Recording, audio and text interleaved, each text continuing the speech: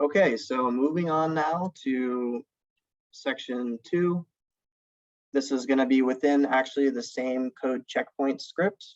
We're just moving a little further down the lines. So the goals now, next up is creating a false color composite of those pre and post images that we have retrieved from the Landsat 8 collection. The goals are to visualize your input images to get a sense of the landscape.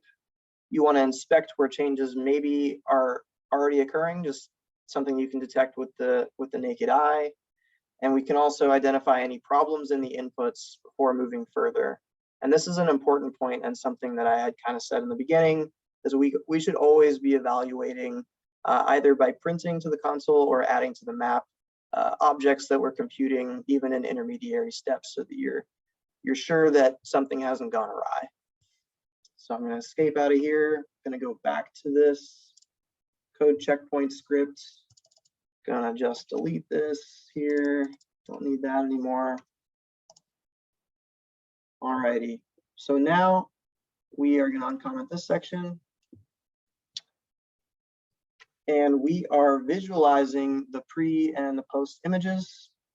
The nice thing about providing a visualization parameter sort of dictionary that's passed to map.addLayers, it saves you some time from typing this whole thing into each one of these lines. So it's always a good idea, if you know of a couple of ways that you're going to be visualizing some layers, to just go ahead and do it that way. So here we are going to be visualizing a false color composite, where we are selecting the second SWIR band, shortwave infrared, the near infrared band, and the red band in the 3 color channels. We also provide a min and a max value to constrain the histograms, basically, of the values. And let's see what we get.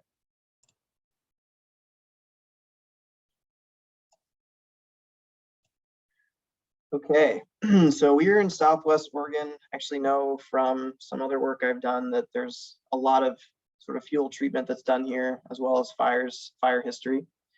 And remember, we're looking at June of 2013 in the pre-image, and now we're looking at June of 2020. And so already, kind of what we had said, you can, with something this dramatic of an example, you can already see changes just to the naked eye using this false color composite.